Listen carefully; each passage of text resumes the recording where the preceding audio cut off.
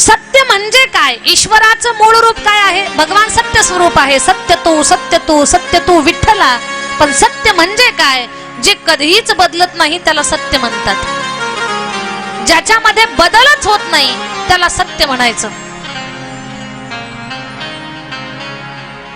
मग सत्यम परम धीमहि. भागवताच्या पहिल्या श्लोकामध्ये भगवान परमात्माच्या सत्य स्वरूपाचं वर्णन केलेलं आहे. भगवंताची रूप अनेक आहेत, पण प्रत्येक रूपाच्या ठिकाणी तत्व एक आहे. जसं की देवाचं रूप कृष्ण रूप आहे, रामरूप आहे, गणेश रूप आहे, हनुमानजीचं रूप आहे, माँ भगवती जगदंबा भवानीचं रूप आहे, भगवान शंकराचं रूप आहे, श्री विष्णूचं रूप आहे, दत्तात्रयाचं रूप आहे, नरसिंहाचं रूप आहे, वराह रूप आहे. देवाचे अनेक रूप आहेत, पण रूप भलेही वेगळे वेगळे आहेत, पण त्या सर्व रूपांच्या ठिकाणी असणारं तत्व एकच आहे. ते तत्व आहे सत्य. सत्य तत्व हे असं बोलणं तुमच्या लक्षात येणार नाही. थोडं सोपं करून सांगते. इथे किती माणसं बसलेली आहेत. एक माणूस दुसऱ्या माणसासारखा दिसत नाही. ज्या आईच्या पोटी बाळ जन्माला आलं ते बाळ सुद्धा आईसारखं दिसत नाही. काही ना काही थोडासा फरक असतोच. उंचीमध्ये, रंगामध्ये, बोलण्यामध्ये, आकृती, भुवया, नासिक, हात, पाय याच्यात काही ना काही बदल दिसतात तुम्हाला. एक माणूस दुसऱ्या माणसासारखा दिसत नाही. माणसांच्या आकृत्या वेगळ्या वेगळ्या आहेत, पण प्रत्येक माणसाला चालवणारं तत्व एकच आहे, आत्माराम.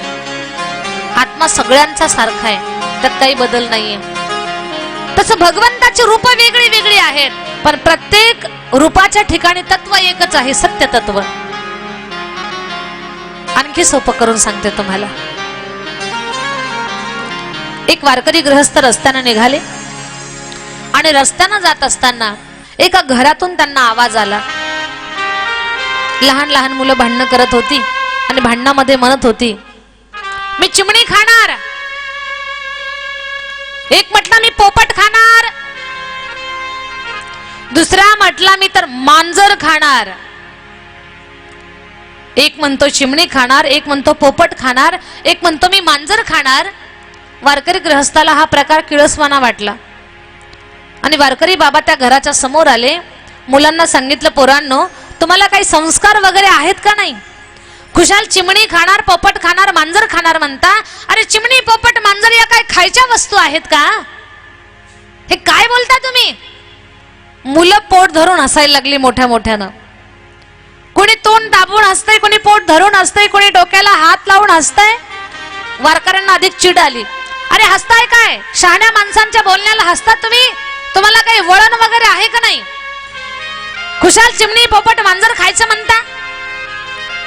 हसणारी मुलं म्हटली, बाबा आम्ही काही खरी खरी मांजर, खरी चिमणी, खरा पोपट नाही खाणार. म्हणे मग?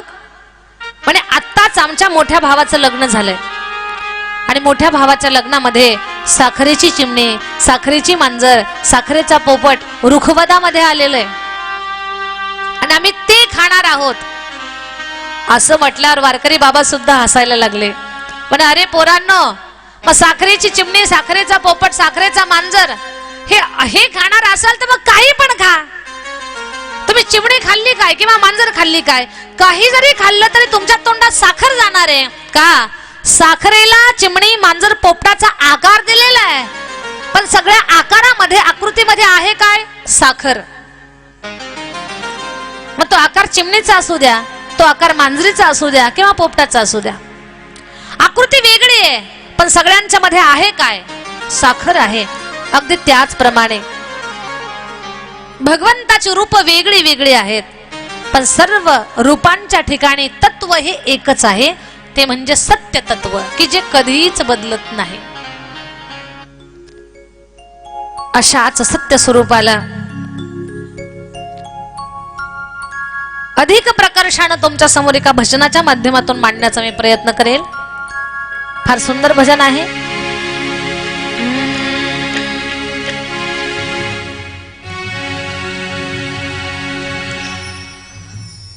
ईश्वर सत्य है, सत्य ही. मागच्या सत्य स्वरूपाचं वर्णन, सत्यम परम धीमहि. भागवत महात्म्य संपल्यानंतर दुसऱ्या श्लोकामध्ये अनुबंध चतुष्टय सांगण्यात आला. भगवान परमात्माचे 24 अवतार कोणकोणते आहेत त्याचं चिंतन. देवाचे 24 अवतार, त्याच्यामध्ये काही देवाचे अवतार कर्म प्रधान आहेत, काही ज्ञान प्रधान आहेत, तर काही भक्ती प्रधान आहेत. भगवान परमात्माचे 24 अवतार सनकादिक महामुनी, वराह, नारद, नर नारायण, कपिल, दत्त, यज्ञ, वृषभदेव, मत्स्य, कूर्म, वराह, मोहिनी, वामन, धन्वंतरी, नरसिंह, व्यास, बुद्ध, परशुराम, हंस, हरिराम, बलराम, कृष्ण, कल्की, हे देवाचे 24 अवतार.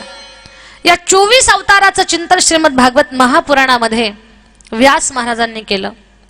या भागवताची रचना करणारे, लिहिणारे व्यास आहेत. भागवतांना, व्यास महाराजांना भागवत लिहिण्याची इच्छा कशी निर्माण झाली त्याची कथा भागवतात सुरुवातीला आलेली आहे. फार सुंदर सांगितलंय. वेद व्यासांनी 17 पुराणांची रचना केली, 18 पर्वाचं महाभारत तयार केलं. पण एवढे सगळे ग्रंथ तयार केले, पण त्यांच्या मनाला शांती मिळत नव्हती. मन सारखं अस्वस्थ असायचं त्यांचं. एवढे मोठे ग्रंथ तयार करूनही आपल्या मनाला समाधान, शांती मिळत नाही. आपण अस्वस्थ आहोत, हे असं का होतंय असा विचार त्यांच्या मनामध्ये यायचा. आणि सज्जनांनो, ज्या ज्या वेळेला मन माणसाचं अस्थिर होईल, असमाधानी होईल, एखादं चांगलं काम करूनही जर मनाला शांती मिळत नसेल, तर त्यावेळेला शेजाऱ्याकडे गप्पा मारत असण्यापेक्षा संताच्या सानिध्यात जा, सत्संगामध्ये जा. तुमचं विचलित झालेलं मन नक्की स्थिर होईल. पण व्यास विचार करतायत, माझ्या मनामध्ये अशी विचलित अवस्था का आहे, नेमकं असं का होतंय असं मनामध्ये यायला. आणि तिथे नारदजीचं आगमन व्हायला एकच झालं. नारदजी आले. नारदजी म्हणतात, व्यासजी, तुमचा चेहरा उतरलेला आहे, कारण काय आहे नेमकं? एवढे खिन्न, उदास का आहात तुम्ही? काय झालंय तुम्हाला? व्यास म्हटले, मलाच कळत नाहीये माझ्या उद्विग्नतेचं कारण. आजपर्यंत मला असं कधी झालं नाही, पण असं का होतं त्याचं उत्तर मला सापडत नाही. तेव्हा नारदजी म्हटले, तुमच्या अशा अवस्थेचं कारण मी तुम्हाला सांगू शकतो. म्हणे, काय कारण आहे? व्यासांना सांगतायत नारदजी. नारदजी म्हणतात, व्यास महाराज, मोठे मोठे ग्रंथ तुम्ही तयार केले, 18 पर्वाचं महाभारत तुम्ही तयार केलं, पण तुमच्या महाभारतामध्ये सगळं काही आहे. धर्म, नीती, न्याय, राजकारण, वाद, संघर्ष, भावकीचं भांडण, सगळ्याच गोष्टी आहेत. तुम्ही महाभारतामध्ये सगळ्या गोष्टी अगदी ओतल्या आहेत की जे वाचल्यानंतर माणसाला प्रत्येक गोष्टीतून काहीतरी शिकायला मिळेल.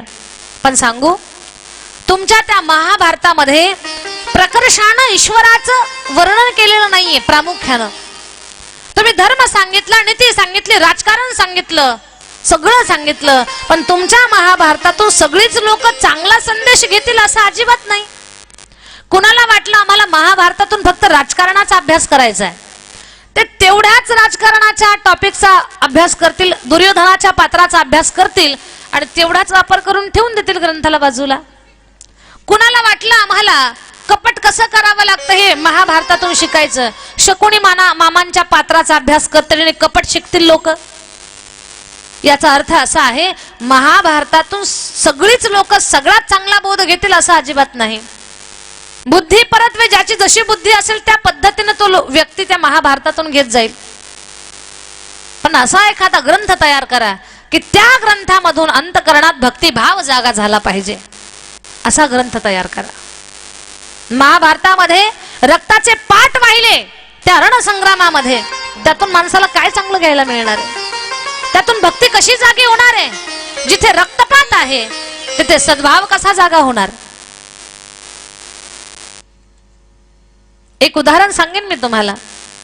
सगळ्याच ग्रंथातून सगळीच माणसं चांगलं घेतात असं अजिबात नाही.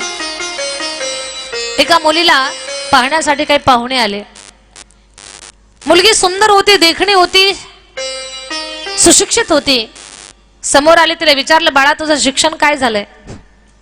तिनं सांगितलं माझं ग्रॅज्युएशन पूर्ण आहे, एक डिप्लोमा माझा झालाय पूर्ण, तेही सांगितलं. बाळा संस्कृतीबद्दल तू काय बोलू शकते? तिनं सांगितलं की Indian culture is a great culture.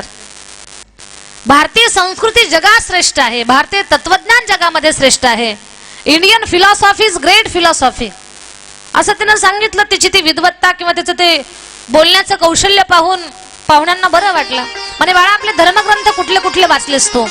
तिनं सांगितलं मी गाथा वाचला, ज्ञानेश्वरी वाचली, मी रामायण सुद्धा वाचलं. पाहुण्यांनी विचारलं बाळा तुला महाभारत माहिती आहे का? ती म्हटली मला महाभारत माहिती आहे आणि सासरी आल्यानंतर ते आले त्या दिवसापासून चालू करणार आहे. याचा अर्थ काय? आज घराघरात महाभारत आहे आणि असं वाटतंय की घरातलं महाभारत कधी संपेल. रामायण जेवढ्या आपुलकीनं आत्मीयतेनं भागवत रामायण जसं आपण आवडीनं श्रद्धेनं ऐकतो, तसं महाभारताच्या कथा कुठे झालेल्या ऐकल्या का तुम्ही? भव्य महाभारत कथा असं ऐकलंय तुम्ही कुठे? मग हे सांगत होते नारदजी व्यासांना. व्यास महाराज रामायणाला भागवताला जसं लोक भक्तिभावानं ऐकतील ना, तसा भक्तिभाव या महाभारतात नाही जागा होत. असं एखादं शास्त्र तयार करा की त्यातून भक्तीची, भावनेची, सद्भावनेची गंगा वाहिली पाहिजे आणि त्या गंगेमध्ये आबाल वृद्ध जे कोणी नाहतील, स्नान करतील, मग तो मूढ असू द्या, अज्ञानी असू द्या, दास असू द्या, भक्त असू द्या, कुठं परमार्थाच्या वाटेवर आत्ताशी निघालेला असा वाटसरू असू द्या, त्या प्रत्येकाचं कल्याण झालं पाहिजे असं एखादं शास्त्र तयार करा. आणि व्यास महाराजांना ही गोष्ट पटली. पण व्यास म्हटले मी आता वृद्धापकाळाकडे माझी वाटचाल चालू आहे, माझी बुद्धी ग्रंथ लिहिण्यासाठी मला मदत करेल का नाही काही सांगता येत नाही. नारदजी म्हटले काळजी करू नका, अगोदर तुम्ही ध्यान लावा, भगवंताचं नामस्मरण करा. ध्यानानं, नामस्मरणानं, सत्संगानं तुमच्यामध्ये ऊर्जा निर्माण होईल.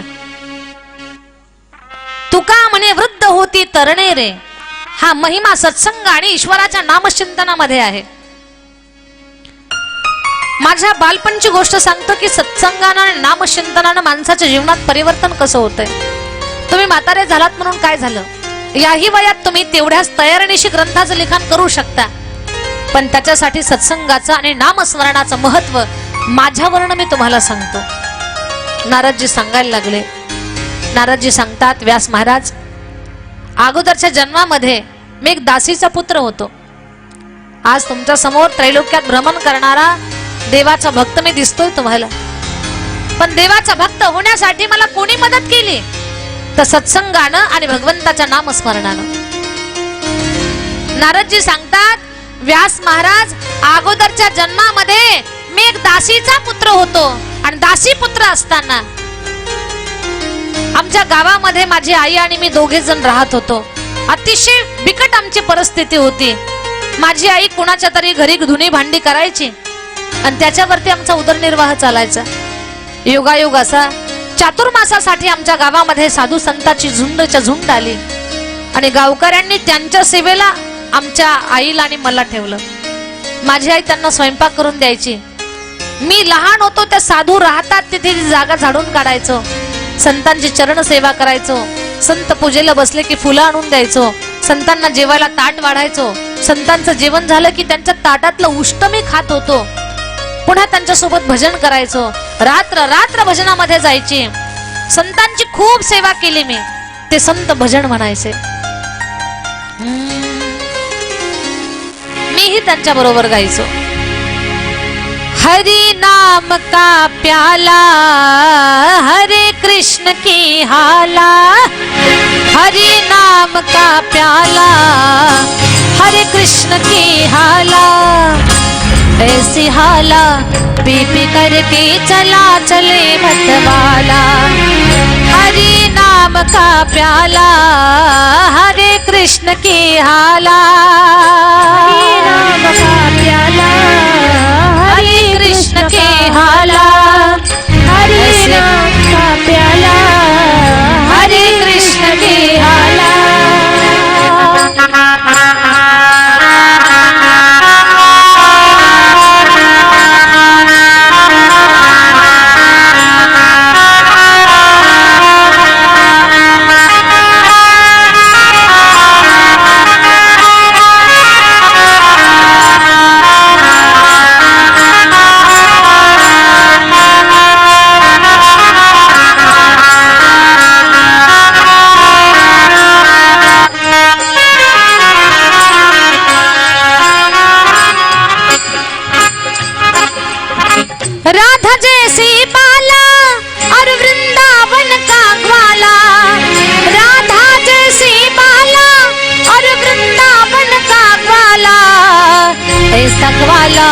मुरली मनोहर जपो कृष्ण की माला, हरि नाम का प्याला, हरे कृष्ण की हाला, हरि नाम का प्याला, हरे कृष्ण की हाला।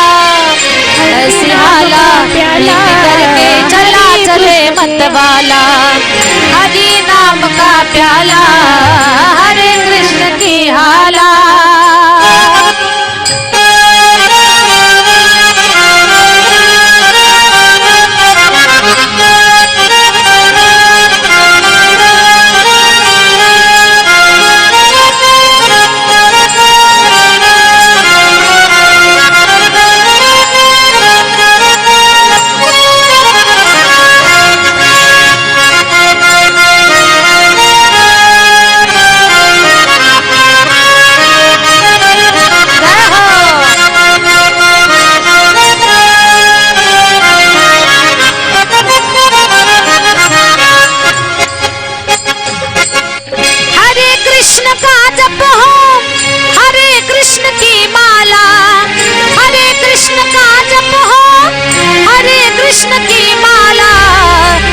ज्योत से हृदय शुद्ध हो निकली मन की ज्वाला, हरि नाम का प्याला, हरे कृष्ण की हाला, हरि नाम का प्याला, हरे कृष्ण की हाला।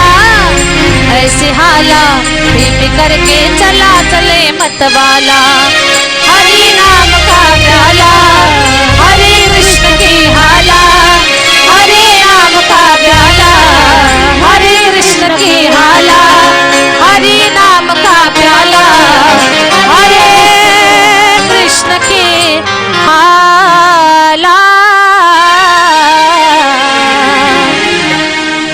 ऐसी हाला पी पी करके चला चले मतवाला, हरि नाम का प्याला।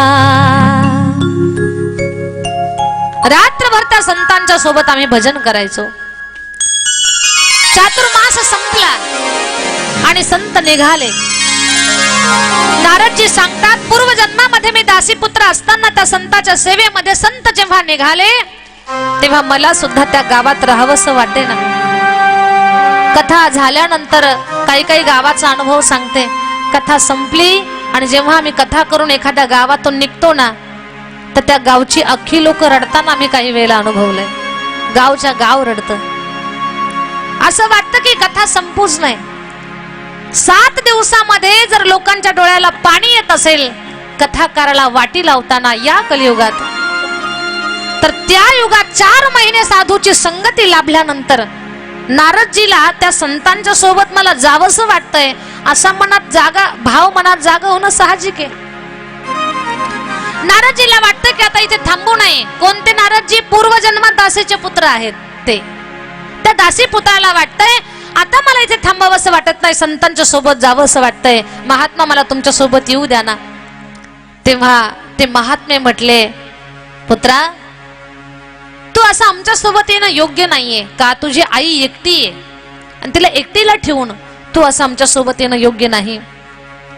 तुझ्या आईची सेवा कर आणि ज्या दिवशी तिची इच्छा होईल ना की तू आमच्या पाठीमागे यावं तेव्हा तू आमच्याकडे ये। ठिकाण वगैरे सांगितलं संत महात्म्यांनी। दासीपुत्र आईच्या सोबत तिथे राहतायत पूर्वजन्मातले नारदजी, पण व्यवहारामध्ये घरामध्ये कुठल्याही कर्मामध्ये त्यांचं मन लागत नाही। फक्त संतांनी सांगितलं आईच्या सानिध्यात राहा, आईची सेवा कर, म्हणून ती आज्ञा प्रमाण म्हणून तिथे राहतात। एक दिवसची गोष्ट, आईला संध्याकाळच्या वेळेला सर्पदंश झाला, त्यात आईचा मृत्यू झाला। आता नारदजीला वाटतंय की आपली जबाबदारी संपली आहे। आई गेल्यानंतर त्यांना दुःख झालं, पण नारदजीनं त्याच वेळेला घरातून काढता पाय घेतला, दूर अरण्यामध्ये आले। संत महात्मे कुठे काय तर ते लक्ष नाही राहिलं, पण संताच्या सानिध्यात भजनाची जी गोडी लागली होती ती त्यांची कमी झाली नव्हती। नारदजी पूर्वजन्मात दासीपुत्र असताना यमुनेच्या काठावरती पिंपळ वृक्षाखाली ध्यान लावून बसले आणि भगवंताच्या नामाचा उच्चार करायला लागले, नामस्मरण करायला लागले। एवढं नामस्मरण केलं, एवढं नामस्मरण केलं, नामस्मरणाचा परिणाम भगवान परमात्मा त्यांच्या नजरेसमोर प्रगट झाले. पण देवाला पाहिलं आणि लगेच देवानं स्वतःचं रूप अदृश्य केलं. दासीपुत्र रडायला लागले, देवा तुमचं रूप मला दाखवा, माझ्यापासून का लपवता तुमचं रूप, मला पाहू द्या डोळे भरून तुम्हाला. त्यावेळेला भगवान परमात्मा आकाशवाणीद्वारे सांगतात की पुत्रा अजून तपश्चर्या करा. तपश्चर्या करून जेव्हा हा देह सोडताल तुम्ही, पृथ्वीचा प्रलय होईल, सृष्टी लय पावेल आणि जेव्हा नव्यानं सृष्टी निर्मिती होईल तर तुमच्या याच पुण्याचं फळ, या तपश्चर्येचं फळ, या सत्संगाचं फळ, या नामस्मरणाचं फळ तुम्ही ब्रह्मदेवाचे मानसपुत्र व्हाल. मी तुम्हाला वीणा देईल. त्या वीणेची झणकार केली आणि माझ्या नामाचा उच्चार केला की तुम्हाला त्याच क्षणाला तात्काळ माझं दर्शन होईल. हा आशीर्वाद दिला. तेच घडलं. तपश्चर्या करत करत करत दासीपुत्रानं शरीर सोडलं, सृष्टीचा प्रलय झाला. नव्यानं जेव्हा सृष्टी निर्मिती होऊ लागली तेव्हा नव्यानं सृष्टी निर्मिती झाल्यानंतर ब्रह्मदेवानं स्वतःच्या शरीरापासून 10 प्रजापती निर्माण केले. त्याच्यामध्ये नारदजीचा सुद्धा एक क्रमांक आहे. नारदजीला निर्माण केलं. नारदजीला नारायणानं वीणा दिली आणि सांगितलं ही वीणा वाजवत जा, मी तुमच्या सोबत असेल. नारदजीनं स्वतःच्या जन्माची पूर्वकथा सांगितली. पूर्वजन्मीची कथा. व्यासांना आनंद वाटला. व्यास महाराजांनी नमस्कार केला नारदजीला आणि व्यास महाराज गंगेच्या तटावरती आले. सरस्वती नदीच्या काठावर स्नान केलं, ध्यान लावलं, गणपती बाप्पाचं आवाहन केलं. भगवान गणेशजी प्रकट व्हा. गणपती बाप्पाची स्तुती केली. गणेशजी प्रकट झाले. व्यास महाराज का बोलावलं मला? आणि मला ग्रंथ लिहायचा आहे. ग्रंथ लिखाणामध्ये तुम्ही मला लिहिण्यासाठी मदत करा, मी श्लोक सांगतो. गणपती बाप्पा म्हटले मी लिहितो, पण माझ्या लिहिण्याचा वेग फार आहे. आता इथे एक विचार करण्यासारखी गोष्ट आहे की व्यासांनी लिखाण करण्यासाठी गणपती बाप्पांनाच का बोलावलं? तर गणपती बाप्पा ही बुद्धीची देवता आहे, विद्येची देवता आहे आणि भगवान गणेशजी हे विघ्नहर्ता आहेत. दुसरी गोष्ट, धरलेल्या कामात यश प्राप्त होणारच असा कौल देणारी देवता ही भगवान गणेशजी आहेत. गणपती बाप्पा ही अशी देवता आहेत की जी लोक गणपती बाप्पांची भक्ती करतात त्या लोकांच्या घरामध्ये कधीच उद्योग आणि लक्ष्मी या 2 गोष्टीची कमतरता नसते. कारण ज्या घरातली लोक उद्योग करतात त्यांच्या घरामध्ये सारखं पैसा येणं जाणं हे चालूच असतं. मग गणपती बाप्पाची साधना केल्यानंतर घरात उद्योग कसा चालू राहतो त्याला कारण काय आहे? तर गणपती बाप्पाचं वाहन काय आहे? मूषक, उंदीर मामा. गणपती बाप्पा कशावर बसलेले आहेत? उंदरावरती बसलेले आहेत. आणि उंदीर शब्दाचा अर्थ होतो उद्योग. म्हणजे हा देव कशावर बसलेला आहे? उद्योगावर बसलेला आहे. मग या देवाची भक्ती करणारी लोक सारखी उद्योगात असतात आणि उद्योग सारखा व्यस्त असल्यामुळे बाकीचे विचार डोक्यात जात नाहीत. व्यर्थ बुद्धी विनाकारण कुणीकडे भटकत नाही. सारखी कामामध्ये व्यस्त असतात. काम हाताला असल्यामुळे घरात लक्ष्मी सुद्धा तिचं येणं जाणं चालू असतं किंवा लक्ष्मी येत असते. हा गणपती बाप्पाच्या साधनेचा फायदा आहे. म्हणून आपलं काम यशस्वी पार पडावं म्हणून गणपती बाप्पांना बोलावलं.